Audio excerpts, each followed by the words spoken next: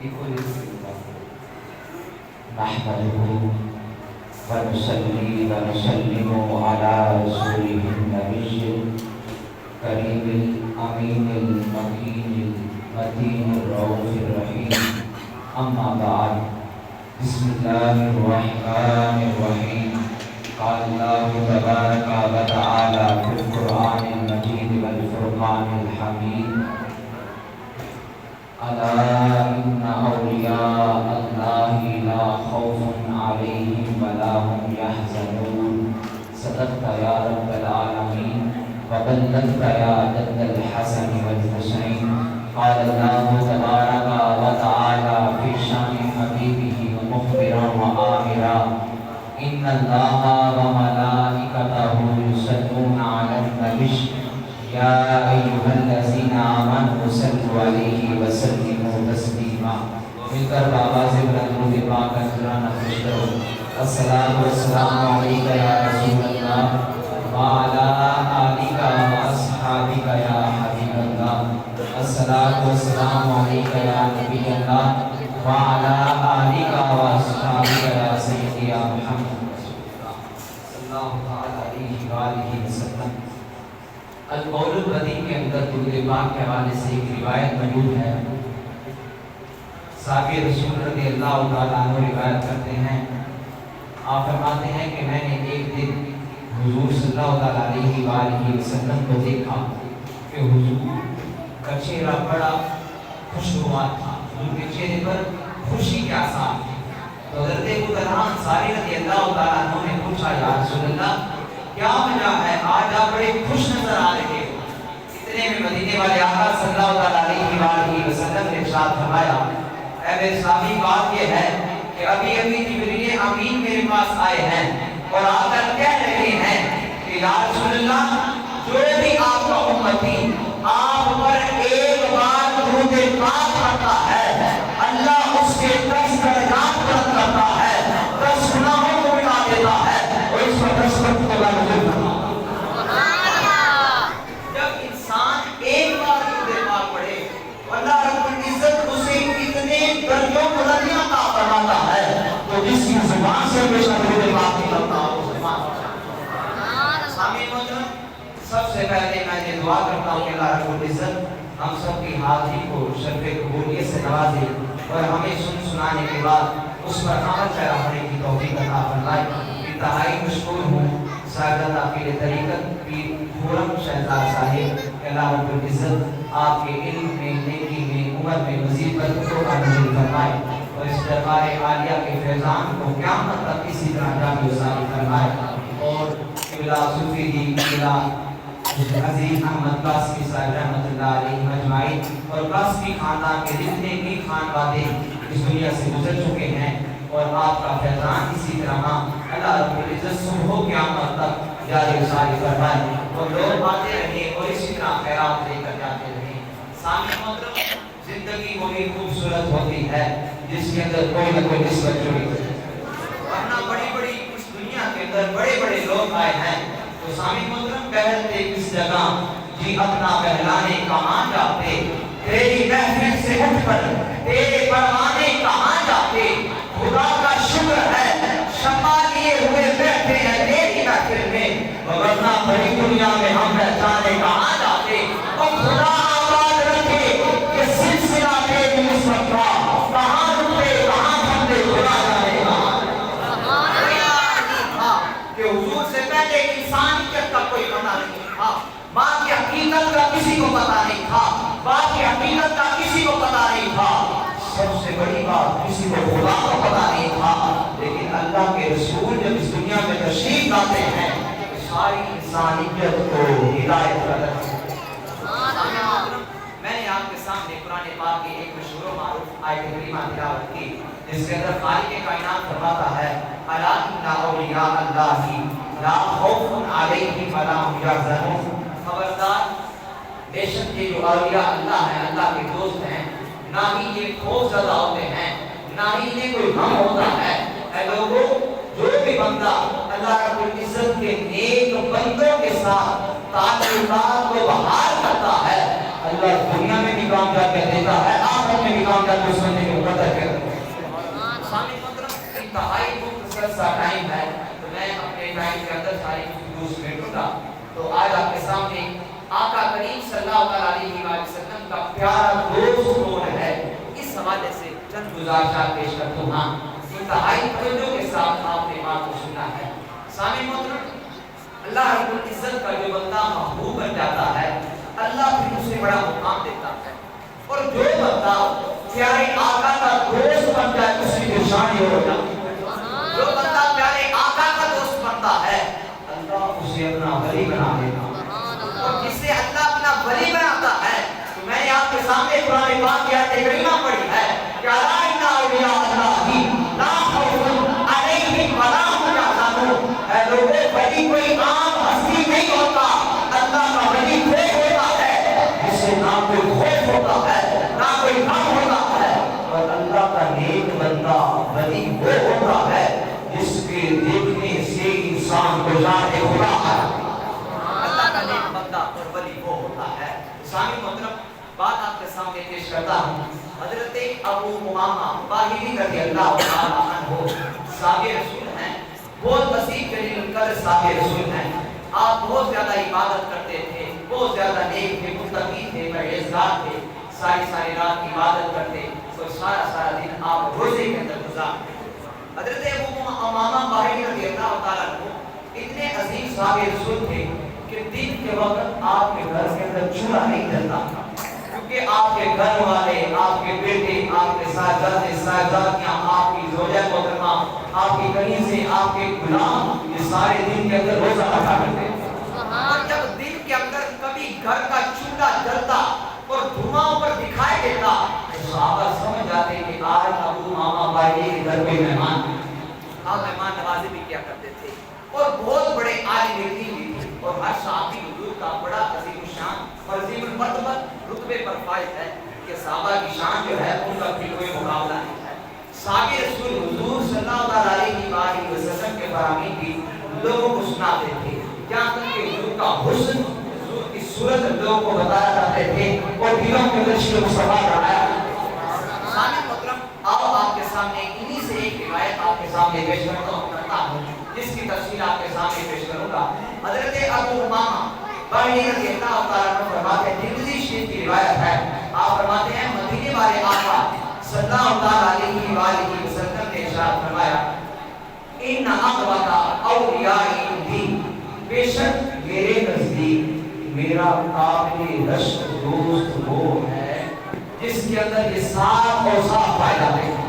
اب یہ حضور فرما رہے ہیں کہ میرے نزدیک میرا قابل رشک دوست وہ ہے، صاحب جسے اللہ کا حبیب دوست بنانے ہوگی، عام بندہ نہیں، وہ ہمیشہ وہ بندہ ہوگا جس کو اللہ نے عظیم مرتبہ کیا ہوتا ہے۔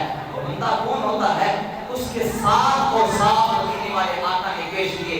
نمبر ایک، حضور نے فرمایا لا مؤمن، نمبر ایک وہ بندہ جو مومن ہو، خفیف الحال، نمبر دو جس کے پاس مال کم ہو، دنیا کا مال سامان بالکل تھوڑا ہو، نمبر دو یہ نیک بندوں کے اوصاف حضور نے بیان فرمایا یہ میرا دوست ہے، اور جسے اللہ کا حبیب دوست بنا دے وہ کوئی عام بندہ نہیں، کہ اللہ کا محبوب بنے جو تمہیں چاہے اس کا تو بیان نہیں ہے جسے تم چاہتے ہو۔ یا رسول اللہ، ساری دنیا آپ کو چاہتی ہے کہ اللہ اسے اپنا محبوب بنا لیتا ہے، لیکن جسے ہم حضور سے پیار کرتے ہیں تو حضور سے جو بندہ پیار کرتا ہے اللہ اسے اپنا دوست بنا لیتا ہے، اور جس سے حضور پیار کرتے ہو اس کی شان کیا ہوگی؟ سارے نیک لوگ، ہستیاں جنہیں ہم اولیاء اللہ کے نام سے جانتے ہیں، جن کے اندر یہ صاف اور صاف پائے جاتے ہیں، وہ بندہ اللہ کے حبیب کا دوست بن جاتا ہے۔ نمبر ایک وہ بندہ جو مومن ہو، نمبر دو جس کے پاس مال کا ہو، نمبر تین ذو حظ من الصلاۃ، جو کثرت سے نماز پڑھتا ہے، نمبر چار احسن عبادت ربہ، جو بندہ خوبصورت طریقے کے ساتھ خوبصورت انداز سے اللہ کی عبادت کرتا ہو، نمبر پانچ جو تنہائیوں کے اندر بھی اللہ کی عبادت اور فرما برداری کرتا ہے۔ جب انسان اکیلا اللہ کی عبادت کرتا ہو، اس وقت بھی اللہ سے ڈرتا ہو۔ نمبر 5، ایسا بندہ جو بندہ کہ وقانا حامد فی الناس لا یشار الیہ بالعذاب، یہ بندہ وہ ہوتا ہے جس کی طرف لوگ انگلیاں اٹھا کر بات نہیں کرتے، بلکہ وہ بندہ گمراہ ہوتا ہے۔ تو نمبر 7 آپ کے سامنے پیش کرتا ہوں کہ وقانا رزقہ کفافا کفافا علی ذالک، ساتواں مقصد وہ پایا جاتا ہے کہ وہ اللہ کے دیے ہوئے تھوڑے رزق پر راضی ہو جائے۔ تو سامع محترم، نمبر 1 جو بندہ مومن ہو، نمبر 2 جس کے پاس مال کم ہو، نمبر 3 جو کثرت سے نمازیں پڑھنے والا ہو، نمبر 4 جو اللہ کی عبادت کرنے والا ہو، نمبر 5 عطاء فی السری، جو تنہائیوں کے اندر بھی اللہ کی اطاعت کرنے والا ہو، نمبر 6 وہ بندہ وقانا حامد فی الناس لا یشار الیہ بالعذاب، جو گمنام ہو، جس کی کوئی حقیقت نہ ہو، جس کے کپڑے اگرچہ پھٹے پرانے ہو، جس کا لباس اگرچہ سادہ ہو، لیکن اس بندے کو دیکھ کر لوگ خدا یاد آ جاتا ہو، ایسا بندہ کا دلیل بندہ ہوگا۔ اے تقی، اے مثال، اے حیدری، اسے مبارک، خزانے قاسم، آخری وصف 7واں صف جو اللہ کے دیے ہوئے تھوڑے رزق پر راضی ہو جائے۔ اب نمبر 1 مومن کی پہچان آپ کے سامنے کرواتا ہوں، یعنی ہم اولیاء اللہ کی شان سنتے ہیں، اولیاء اللہ کے کمالات سنتے ہیں، لیکن بات یہ ہے آج کے دور میں فتنوں کا دور ہے، ہر طرف آزمائشیں ہی آزمائشیں ہیں۔ آج پتہ نہیں چلتا اللہ کا نیک بندہ کون ہے، ولی کون ہے۔ تو سامع محترم، جس کے اندر یہ 7 اوصاف پائے جائیں گے، اللہ کا حبیب اسے اپنا دوست کہتا ہے۔ نمبر 1 جو مومن ہوگا، اب مومن سب سے بڑا دنیا کے اندر بندہ عظیم انسان وہ ہے جسے اللہ نے کلمہ عطا فرمایا ہے، جو ایمان والا ہے، اور ہم سارے خوش نصیب ہیں جو کلمہ پڑھنے والے مومنین ہیں۔ اس پر ہمیں اللہ کا شکر ادا کرتے رہنا چاہیے۔ یاد رکھیے گا زندگی کے اندر بڑی بڑی آزمائشیں آتی ہیں، لیکن ہمیشہ اللہ سے دعا کرتے رہا کریں، یا اللہ جب موت کا وقت قریب آئے تو کلمہ دے کے بابا بھی نصیب فرما، اور ساتھ حضور کی زیارت بھی ہو جائے تو پھر یہ اور بھی کمال کی بات ہے۔ سامع محترم، ہمیشہ انسان کو اپنے ایمان کی سلامتی کی دعا مانگتے رہنا چاہیے۔ آؤ اس پر آپ کے سامنے ایک بات سناتا ہوں کہ ایمان کتنا قیمتی ہے اور ایمان کی حفاظت کتنی ضروری ہے۔ امام فخر الدین رازی رحمۃ اللہ علیہ کا نام آپ نے سنا ہوگا، بہت بڑے امام اس دنیا کے اندر آئے ہیں۔ آپ رحمۃ اللہ علیہ کا وقت آخری تھا کہ شیطان ہر نیک بندے کے پاس آیا اسے بھٹکانے کے لیے، اسے سیدھے راستے سے ہٹانے کے لیے۔ امام راضی رحمۃ اللہ علیہ کے پاس شیطان آیا، اس نے کہا اے راضی، اللہ کے ایک ہونے کی دلیل تیرے پاس کیا ہے؟ تیرا خدا ایک، اس پر کوئی دلیل نہیں۔ امام فخر الدین رازی نے ایک دلیل پیش کی، لیکن شیطان نے اپنے خیال کے ذریعے اسے رد کر دیا، اسے توڑ دیا۔ امام فخر الدین رازی نے دوسری دلیل پیش کی کہ اللہ ایک ہے، اس کے سوا کوئی عبادت کے لائق نہیں، دوسری دلیل دی تو شیطان نے توڑ دیا، تیسری بھی توڑ دی، حتیٰ کہ امام فخر الدین رازی رحمۃ اللہ علیہ نے 360 دلیلیں شیطان کے سامنے پیش کی۔ اتنے میں آپ کے مرشد کامل دور کہیں وضو فرما رہے تھے، تو مرشد کامل نے تو مریدین کا خیال ضرور رکھا۔ آپ کے مرشد نے وضو فرماتے وقت کہا اے راضی، یہ شیطان ہے، اسے کہہ دے میں خدا کو بغیر دلیل کے مانتا ہوں۔ امام فخر الدین رازی نے اپنے مرشد کی بات کو سننے کے بعد تھوڑی دیر پر کہا میں خدا کو بغیر دلیل کے مانتا ہوں، اس پر کوئی کسی دلیل کی ضرورت نہیں ہے۔ آپ نے یاد ہی یہ بات کہی تو آپ کو اللہ رب العزت نے اپنی بات کا بلا دیا۔ یعنی مرشد کامل ہو تو اللہ آخری وقت بھی ایمان چھیننے نہیں دیتا شیطان کو، بلکہ اللہ رب العزت پھر عظیم مرتبے عطا فرماتا ہے۔ سامع محترم، آؤ آپ کے سامنے سننے داری کی روایت پیش کرتا ہوں کہ ایمان کا پکا ہونا اور کامل مومن کون ہوتا ہے۔ حضور کے صحابی رسول حضرت ابو بکر رضی اللہ عنہ فرماتے ہیں میں نے حضور کی دعوت کی، توجہ کے ساتھ ماشاءاللہ بالکل سادی سی بات ہے، حضور صلی اللہ علیہ وسلم میرے گھر تشریف لائے تو میں نے بکری سی بات کی، بکری کی جو آگے والے بازو ہوتے ہیں انہیں دستی کا گوشت کہا جاتا ہے، اور آگے والے جو بازو ہوتے تھے ان کا گوشت حضور کو بڑا پسند تھا۔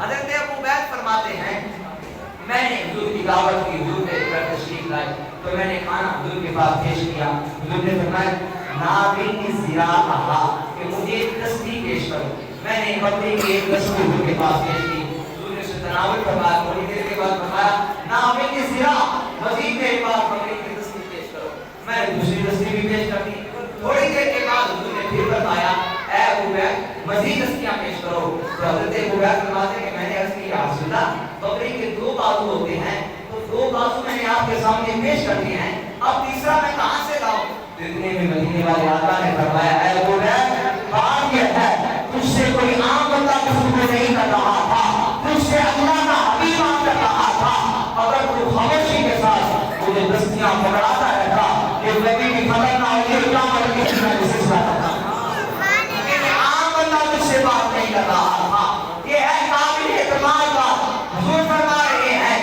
جس سے میں بات کرتا ہوں اور جس سے میں جو کہہ دیتا ہوں وہ دین اسلام کی عظیم باتیں بن جایا کرتی ہیں۔ لہذا بات یہ ہے کہ پکا مومن وہ ہوتا ہے جو حضور کی ہر بات پر عمل کرتا ہے، جو حضور کے کہے ہوئے سنت کے مطابق جو کلمات ہیں، حضور کا دین اسلام ہے اور اللہ اس کے رسول کے حکموں پر عمل کرتا ہے۔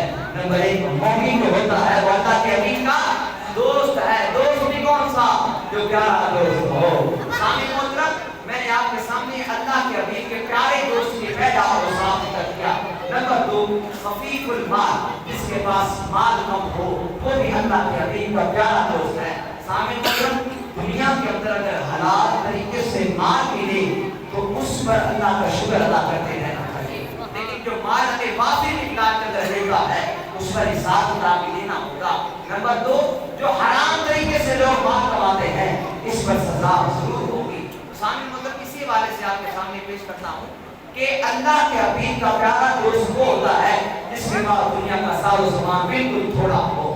اس پر ایک بات کرتا ہوں، اللہ کے نبی حضرت عیسیٰ علیہ السلام ایک پہاڑ کے پاس سے گزر رہے تھے، آپ نے ایک بزرگ کو پہاڑ کے درمیان عبادت کرتے ہوئے دیکھا، آپ نے فرمایا اللہ کے بندے جاؤ کوئی مکان بناؤ، جاؤ کوئی گھر بناؤ اور اللہ کی عبادت کرو، کہاں تمہیں پہاڑ کے اندر سردی بھی لگتی ہوگی، گرمیوں کے موسم میں گرمی لگتی ہوگی، تیرے لیے بڑی پریشانی ہے، جا کے اپنا گھر بناؤ اور اپنا مکان عالیشان تیار کرو۔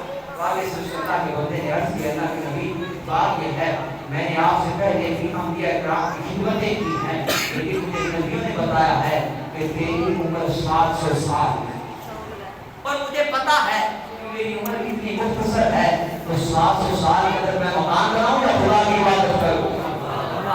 تو سامعین محترم ہمیں پتا ہے ہماری زندگی کا کوئی بھروسہ نہیں ہے، اور 40 سال میں موت آ جائے کوئی پتا نہیں، 50 سال میں موت آ جائے کوئی پتا نہیں، جوانی میں چلے جائے کوئی پتا نہیں، بچپن میں چلے جائے کوئی پتا نہیں، بڑھاپے میں چلے جائے کوئی پتا نہیں، کیونکہ زندگی آمد برائے بندگی، زندگی بے بندگی شرمندگی۔ سامعین محترم زندگی وہی کامیابی والی زندگی ہے جو اللہ کی عبادت کر کر چل جائے۔ اس بندے کو پتا تھا میری 700 سال زندگی ہے، لیکن پھر بھی کوئی مکان نہیں بنایا تاکہ عبادت کر رہا ہے، لیکن ہماری عمریں 60 سے 70 سال کی اوسط کے حساب سے ہے، لیکن پھر بھی ہم غفلت کے مارے زندگی گزار رہے ہیں۔ نمبر 3 اللہ کے حبیب کا پیارا دوست وہ ہے ذو حظ من الصلاۃ، جو کثرت سے اللہ کی عبادت کے لیے نمازیں پڑھتا ہے۔ سامعین محترم آج ہم سے 5 نمازیں بڑی مشکل سے پڑھی جاتی ہیں، لیکن اللہ کے حبیب فرما رہے ہیں کہ میرا قابل عشق دوست وہ ہے جو مومن ہوگا، جس کے پاس مال کم ہوگا۔ نمبر 3 جو کثرت سے اللہ کی عبادت کرتا ہوگا۔ سامعین محترم لوگ کہتے ہیں کہ ہمیں موقع نہیں ملتا، وہ اللہ کا بندہ ہو، وہ غلام مصطفیٰ، وہ عاشق مصطفیٰ، کوئی کہے میری فجر کے وقت آنکھ نہیں کھلتی، یہ کون سی انصافی ہے، یہ کون سی بندہ نوازی ہے؟ سامعین محترم ہو غلام مصطفیٰ، وہ اللہ کا بندہ، اور کہتا ہے کہ میری فجر رہ جاتی ہے اور زور رسل کے وقت میں کاروبار کے اندر مصروف ہوتا ہوں، صاحب کی زندگی ایک بار ملتی ہے، آؤ آج اللہ کی حضور عبادت کریں، آج وقت ہے، ورنہ جب لوگ قبروں کے اندر چھوڑائیں گے اس وقت پھر صرف ناکامی رہ جائے گی، صرف انسان سوچتا رہے گا کاش مجھے ایک اور موقع مل جائے، لیکن اس وقت موقع نہیں ملے گا۔ سامعین محترم آج وقت ہے ہم نماز پڑھیں، کیونکہ اللہ قرآن میں فرماتا ہے فَخَلَفَ مِن بَعْدِهِمْ خَلْفٌ أَضَاعُوا الصَّلَاةَ وَاتَّبَعُوا الشَّهَوَاتِ فَسَوْفَ يَلْقَوْنَ غَيًّا۔ ان کے بعد کچھ ایسے نالائق لوگ آئے، اللہ سورہ مریم کے اندر فرما رہا ہے جب کہ نمازوں کو ضائع کرتے ہیں وہ ضائع کرنے والوں فسوف یلقون غشا، ان قریب تمہیں وادی غیر کے اندر ڈال دیا جائے گا جو جہنم کی دردناک وادی ہے۔ سامع محترم، حالت جنگ کے اندر بھی نماز کی معافی نہیں ہے، تو ہم کس طرح فرض بلائے کرتے ہیں؟ سامع محترم، کس طرح ہم اللہ کے حضور جھکتے نہیں ہیں؟ آج ہماری نمازیں قضا ہو رہی ہیں، کوئی اللہ رب العزت کی بارگاہ کے اندر ہم پریشان ہوتے ہیں۔ زندگی کا مقصد مال عشاشی نہیں تھا، مال دولت پانا نہیں تھا، مال شادیاں کرنا نہیں تھا، بلکہ زندگی کا مقصد اللہ کو منانا تھا، اللہ اس کے رسول کے حکموں پر عمل کرنا تھا۔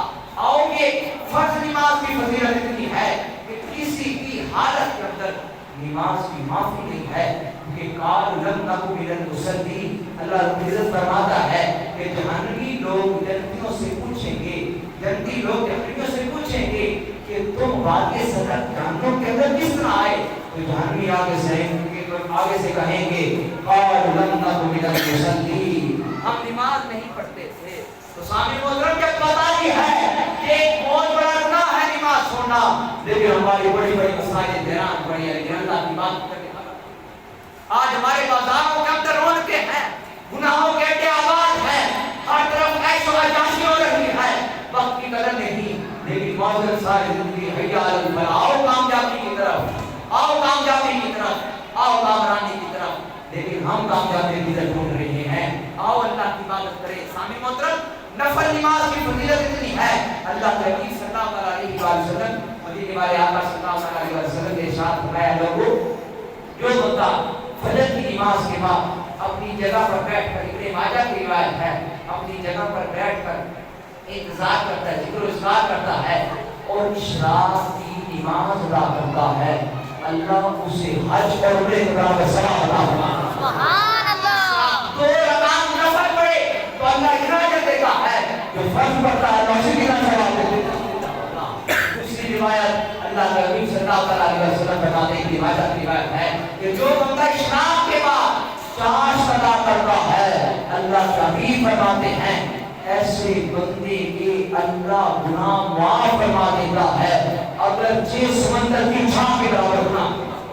جو چاشت کی نماز ادا فرماتا ہے، جو صلاۃ التراویح مغرب کے فرضوں کے بعد 6 رکعت نوافل ادا کرتا ہے اور کوئی رواج نہیں درمیان میں کرتا، اللہ کے حبیب فرماتے ہیں ایسے بندے کو 6 سال کی عبادت کا ثواب دے دیا جاتا ہے۔ مسلم کی روایت ہے۔ تو سامع محترم، جب نفل پڑھنے پر اتنا ثواب مل رہا ہے تو جو نفلوں سے اعلیٰ فرض ہیں ان کا ثواب کتنا ہوگا؟ اور تمہیں بھی کتنی جانتے ہو، نفلہ کتنی جانتے ہو، فرض بھلائی کرتے ہو، تہاجری کتنی جانتے ہو، خود کے ایمان یتیمہ کا بے کسی جانتے ہو، اور بس وسیع کل شان کتنی جانتے ہو۔ سامع محترم، بات یہ ہے کہ آج ہم نے فرضوں کو بھلا دیا، آج ہم نے اللہ کی عبادت کو چھوڑ دیا، اسی وجہ سے تو آج اندر کے ٹھوکریں کھا رہے ہیں۔ نمبر 4، اللہ کے حبیب فرماتے ہیں میرا قابل عشق دوست وہ ہے احسن عبادت ربی ہی، جو عبادت سونے انداز کے اندر کرتا ہے، اچھے انداز کے اندر کرتا ہے۔ ایک نماز پڑھنا ہے یہ بھی بڑی خوش نصیبی کی بات ہے، لیکن نماز کے ساتھ اچھا انداز بھی شامل ہو جائے یہ اسے بڑی خوش نصیبی کی بات ہے۔ وہ اچھا انداز کیا ہے، وہ احسن طریقہ کیا ہے؟ وہ یہ ہے کہ انسان خشوع اور خضوع کے ساتھ نماز ادا فرمائے۔ خشوع و خضوع کیا ہے کہ ساری لوگ اللہ دل و جان جسم اللہ کی بارگاہ میں کھڑا ہو۔ اس پر آپ کے سامنے بزرگوں کی نماز کا طریقہ بتاتا ہوں کہ حضرت عبداللہ بن زبیر رضی اللہ عنہ صحابہ رسول ہیں، آپ نماز اس طرح ادا فرماتے تھے کہ جس طرح کوئی لکڑی کاٹ دیتا ہے اور اس طرح لگتا تھا جس طرح یہ بندہ اس دنیا سے چلا گیا ہے، اس طرح نماز کے اندر کھڑے ہو کر عبادت کیا کرتے تھے۔ عبداللہ بن زبیر اتنا لمبا سجدہ کرتے تھے اور اتنا لمبا قیام کرتے تھے، اتنا لمبا رکوع کرتے تھے کہ چڑیاں بھی آپ کی کمر کے اوپر آ کر بیٹھا کرتی تھی۔ یہ ہے عبادت۔ ہم تو فرض نہیں پڑھتے، صحابہ اکرام نے اس انداز میں طریقات دیکھی۔ عبدالعزیز بن رباح رحمۃ اللہ علیہ تعالیٰ ایک بندے دنیا کے اندر آئے ہیں، آپ جب رات کے اندھیرے کے اندر بستر پر آتے تو بستر کے نرم و ملائم بستر کو ہاتھ لگاتے تو کہتے تو بھی بڑا نرم و ملائم ہے، لیکن میں اس بستر کی تیاری کیوں نہ کروں، وہ جنتی بستر ہے، وہ جنت کے اندر مجھے ملے گا، آؤ آج اللہ کی عبادت کرتا ہوں۔ اس طرح صحابہ اکرام اور نیک بزرگوں نے اللہ کی باتیں کی ہیں. سامنے محترم حضرت عثمان غنی رضی اللہ عنہ ہو مسلمانوں کے تیسرے خلیفہ آپ رضی اللہ عنہ رات کے پہلے حصے میں تھوڑا سا آرام فرماتے باقی ساری رات اللہ کی عبادت کیا کرتے تھے اور سارا دن مسلسل روزے رکھا کرتے تھے. سامنے محترم اپنی محبت میں بلایا الہی نہ پاؤں میں اپنا بتایا الہی عبادت میں گزرے میری زندگانی کرم ہو کرم یا خدا کا اللہ کی بارگاہ کے اندر ہمیشہ دعا کرتے رہا کریں یا اللہ زندگی دی ہے تو یا اللہ میری عبادت کی بھی توفیق عطا فرما. سامع محترم اس وقت کوئی فائدہ نہیں. کچھ لوگ کہتے ہیں نماز اس وقت پڑھیں گے جو سے بزرگ ہوگے. یاد رکھنا ہے موت بزرگی کا انتظار نہیں کرتی ہے, توبہ کی بزرگی کا انتظار نہیں کرتے ہیں. میاں صاحب فرماتے سڑیاں کم بند گھوٹے برتن وہ ٹوٹ گیا تھا تیرا اجیری مدینوں باز نہ آئے جیون مند میں لے رہا. شاید داڑیاں سفید ہو چکی ہیں, کمریں جھک چکی ہیں, نظریں کمزور ہو چکی ہیں.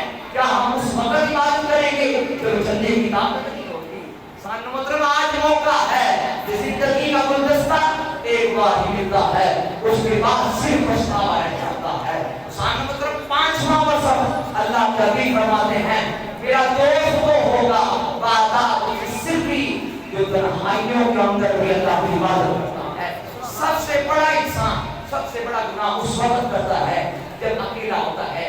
گناہ کیوں کرتا ہے؟ اب کوئی نہیں دیکھ رہا. آج کے دور کے اندر ہر نوجوان جو بھی گناہ کا جب بھی کوئی گناہ کرتا ہے اسی وقت کرتا ہے. اب کوئی نہیں دیکھ رہا. یاد رکھنا کوئی نہیں دیکھ رہا لیکن ایک دیکھ رہا ہے جو ہر وقت دیکھتا ہے, جو ہر وقت دیکھ رہا ہے, جسے ذات خدا کہا جاتا ہے.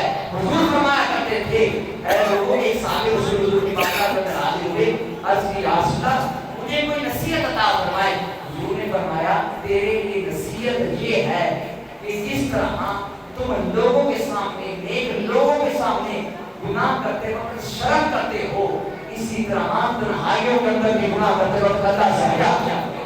اتنی بڑی نصیحت ہے زندگی کو بدلنے کے لیے. یہی کافی ہے.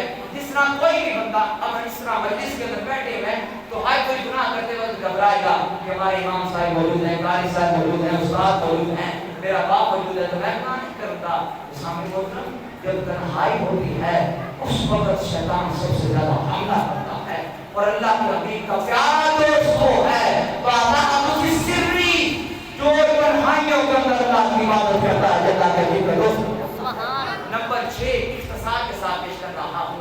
نمبر 6 اللہ کے حبیب کا پیارا دوست چھٹا مذہب یہ ہے جو گمنام ہو, جسے شہرت کا کوئی بھی مسئلہ نہ ہو, جو اللہ کی عبادت گمنامی کی طرح کر رہا ہو, جو اسے اللہ نے حکم دیا ہے وہ کر رہا ہو, اپنا کام کر رہا ہو, کوئی مشہوری کا, کوئی لالچ کا, کوئی ہوس یہ نہ ہو, بلکہ ہمیشہ اللہ کے حکم پر عمل کر رہا ہو. یعنی وہ بندہ گمنامی زندگی گزار, اس کا کوئی نام نہ ہو, اس کی کوئی پہچان نہ ہو, اس کی پہچان صرف اللہ کے سامنے ہو. ایسا بندہ بھی اللہ کا دوست بن جاتا ہے, اللہ کے حبیب کا پیارا دوست بن جاتا ہے.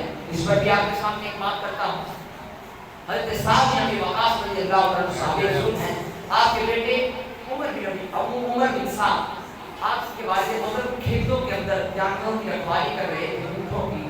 تو آپ کے بیٹے عمر بن سعد حاضر ہوئے. اس کے بعد لوگوں کے درمیان خلافت کی باتیں ہو رہی ہیں اور آپ اونٹوں کی حفاظت کر رہے ہیں, جب آپ کی خلافت کی کوئی بات کریں تو اس وقت سعد بن ابی وقاص نے کہا اسکت اے میرے بیٹے خاموش ہو جاؤ.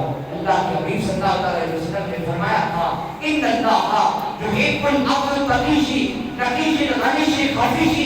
کہہ لو اللہ کا حبیب بندہ, اللہ کا پسندیدہ بندہ وہ ہوتا ہے جو خفی طور پر چھپ کر بھی اور بے نیاز ہو کر بھی اور بغیر نام کے اللہ کی عبادت کرتا ہے. اللہ اسے اپنا دوست بنا دیا کرتا ہے. سامع محترم آؤ آج ہر کوئی دوستیاں پال رہا ہے, ہر کوئی جانیاں پال رہا ہے. دوستیاں صرف ایسی کی بنیاد پر ہیں, دوستیاں صرف کاموں کی بنیاد پر ہیں. کیا ہم اس حبیب کا دوست نہ بنے جسے اللہ نے اپنا محبوب بنایا ہوا ہے؟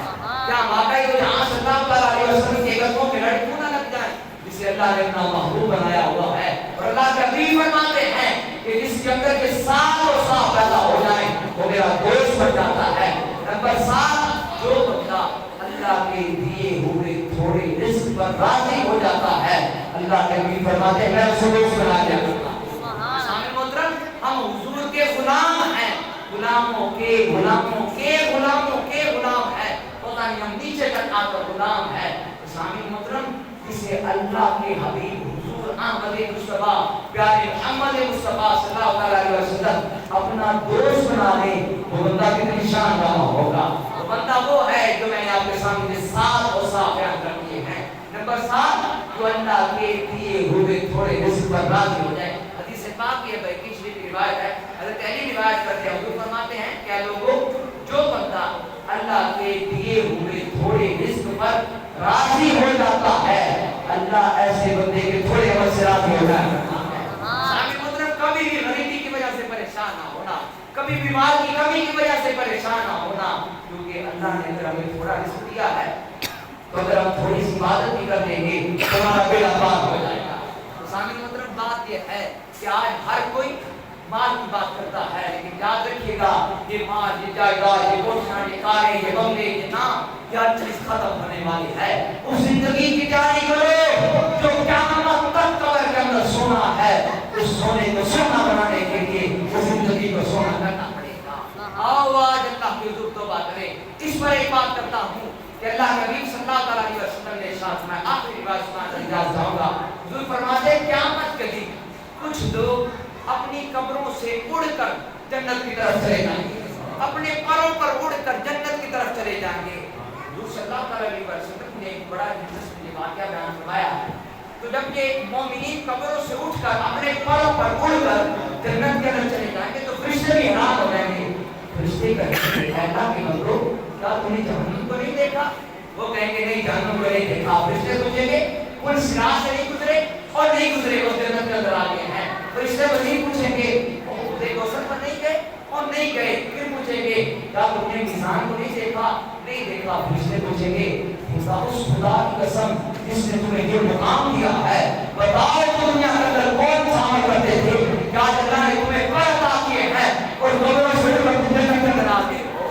उस वक्त वो नेक लोग कहेंगे हमने और कुछ नहीं किया, सिर्फ जिंदगी के अंदर 2 काम करते थे। नंबर 1, तन्हाइयों के अंदर गुनाह करते हुए अल्लाह से डरते थे, लेकिन तन्हाइयों को पाक रखा था, अल्लाह के हुक्म की नाफरमानी नहीं करते थे। नंबर 2, अल्लाह के दिए हुए थोड़े रिस्क पर राजी थे। तो याद रखो मुबारक होने कि अल्लाह ने थोड़ा रिस्क दिया है। याद रखिएगा माल की हवस ने इंसान को अंधा कर दिया कि कब्र की मट्टी भी इंसान के लालच को खत्म नहीं कर सकती। ये लालच बहुत अजीम, बहुत बड़ी बला है, इस बला से बच जाइए। आओ आज अल्लाह की हुजूर तौबा करें, जो रिस्क अल्लाह ने दिया है उस रिस्क पर राजी हो जाएं, और जो अल्लाह ने जिंदगियां दी हैं उन जिंदगियों को तौबा की अजीम नेमत से नवाज कर अल्लाह की हुजूर सर झुकाइए। साहिब जो हम पूरा सिखाते हैं कि उस मुबारक की तकरीबात हो रही हैं, क्या इन बुजुर्गों ने लोगों को दोस्ती दी थी? क्या माल दिया था? क्या कोठियां दी थी? वो कुछ भी नहीं, बल्कि इन लोगों ने टूटे हुए दिलों को अल्लाह की वादा से जोड़ दिया था। आज ये फैजान का क़यामत तक इसी तरह जारी सारी रहेगा। और अल्लामा इकबाल रहमतुल्लाह अलैह, जिनका 9 नवंबर 1877 के अंदर पैदा होने वाला मर्द कलंदर, जिसका आज लोग जो में पैदाइश मना, किस वजह से लोग याद रखते हैं? जो बंदा दीन का काम करता है, जो अल्लाह से रसूल के हुक्म पर अमल करके जिंदगी को गुजार जाए। और आपने ये शर्त रखी थी कि मोहम्मद से वफा होने तो हम दे रहे हैं, और ये जहां चीज है क्या लोगों कलम दे रहे हैं। सारी बात ये है, ये वालिदैन, ये खुशियां, ये गमियां, ये हर चीज अल्लाह की तरफ से है, हर चीज अल्लाह की तरफ से है। आओ आज अल्लाह की हुजूर तौबा करें। 7 तो साहब मैंने आपके सामने जिक्र किए कि जिन बंदों के अंदर ये 7 चीजें पैदा हो जाती हैं, अल्लाह के हबीब का होगा के दोस्त बन जाए। सुभान अल्लाह। अल्लाह के हबीब दोस्त बना दे, वो कोई आम बंदा नहीं होगा। नंबर 1 जो मोमिन हो।